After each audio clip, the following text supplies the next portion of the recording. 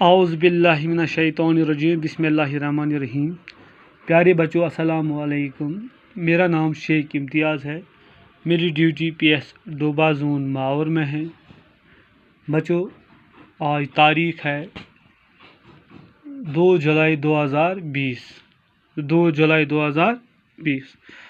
ہمارا آج کا کلاس ہے 4th پرائمری کے لیے، سبجیکٹ ہے اردو۔ بیٹو کیا ہے سبجیکٹ؟ اردو۔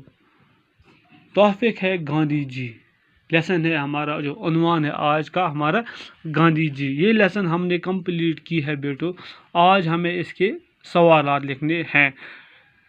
صفحہ نمبر ہے بیٹو 48، آپ اپنی کتاب کے اوپر نظر رکھو، 48 ہے صفحہ نمبر، چوتھی کتاب ہے، اردو کی چوتھی کتاب ہے بیٹو، اردو کی جو یہ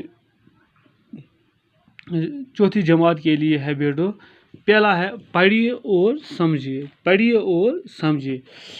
سرگرم یعنی کہ یہ بیٹو لفظ معنی ہے، سرگرم جدوجہد، فرقہ پرستی، رواداری، بھائی چارہ، بید باؤ، دستکاری، محروم ہونا۔ سرگرم کا معنی کیا ہوتا ہے بیٹو؟ سرگرم کا معنی ہوتا ہے بیٹو پرجوش۔ جب کوئی انسان مصمم ارادہ کرتا ہے کہ مجھے اب یہ چیز کرنا ہے، تو اس کے اوپر ایک جوش آتا ہے، اس کے اوپر ایک ولولہ آتا ہے، اسی کو کہتے ہیں سرگرم، پرجوش۔ جدوجہد ہو گیا ہے بیٹو کوشش کرنا۔ انسان کو ہر چیز میں بیٹو کوشش کرنی ہے، ہر ایک زندگی میں بھی بیٹو بچو انسان کو کوشش کرنی ہے، پھر کامیابی اللہ تعالیٰ کے ہاتھ میں ہے۔ جدوجہد کا مطلب ہو گیا بیٹو کوشش۔ کیا ہو گیا بیٹو؟ کوشش۔ جدوجہد کا مطلب ہو گیا کوشش، جدوجہد کا مطلب ہو گیا بیٹو کوشش۔ فرقہ پرستی ہو گیا تنگ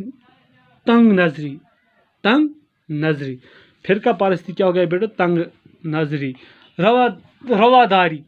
رواداری ہو گیا بیٹو محبت، میل جول، محبت، ایک دوسرے کے ساتھ محبت رکھنا، ایک دوسرے کے ساتھ میل جول، تال میل۔ بھائی چارہ ہو گیا بیٹو دوستی، آپس میں بھائی چارہ رکھنا، جیسے دو بھائی ہے اسی کو کہتے ہیں بھائی چارہ، دوستی۔ بید باؤ ہو گیا فرق، بید باؤ ہو گیا بیٹو فرق۔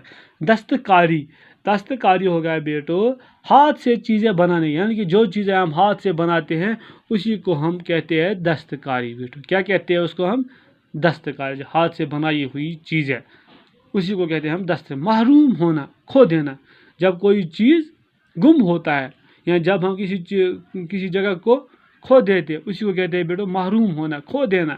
یہ ہم نے کھو دیا، یہ ہم سے دور چلا گیا، یہ ہم نے کھو دیا، یہ ہم سے گم ہو گیا ہے، اسی کو کہتے ہیں بیٹو کھو دینا۔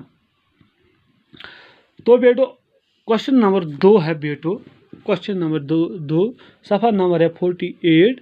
پھر میں بول رہا ہوں بچوں، آپ اپنے سوالات کی طرف دھیان دیجیے۔ گاندھی جی نے جنوبی افریقہ میں کس چیز کے خلاف آواز اٹھائی؟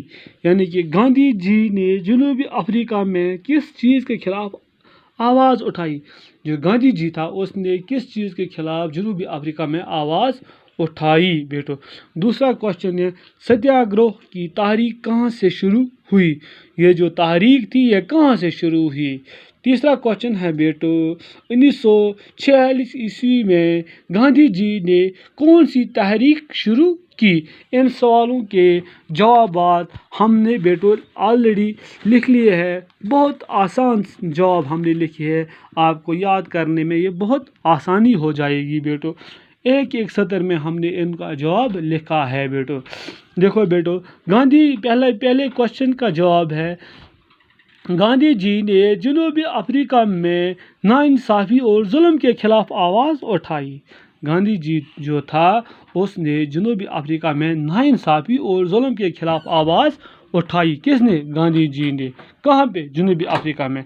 आपका सवाल भी यही है, गांधी जी ने जनूबी अफ्रीका में किस चीज़ के खिलाफ आवाज़ उठाई, यानी कि वो कौन सा चीज़ था जिसके खिलाफ गांधी जी ने आवाज़ उठाई।